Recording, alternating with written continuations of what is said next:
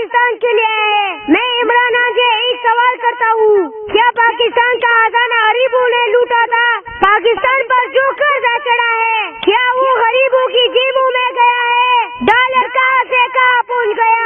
اس میں غریبوں کا کیا قصور ہے؟ غریب لوگ تو 35 سال سے غربت کی چکی میں پس رہی ہے، 35 سال سے قرضہ لیا جا رہا ہے اور اب 35 سال کا سارا بوجھ غریب کی اوپر ڈالا جا رہا ہے۔ ایک طرف کاروبار تباہ ہو رہی ہے، دوسری طرف مہنگائی چل رہی ہے، غریبوں کی چیخ نکل رہی ہے۔ بڑے بڑے ایوانوں میں بیٹھ کر، ٹھنڈی اے سی کے نیچے بیٹھ کر کوئی غریب کا بات نہیں کرتا۔ خان صاحب، عوام تنگ آ چکی ہے، یہ غریب لوگ انصاف کے لیے ترس رہی ہے۔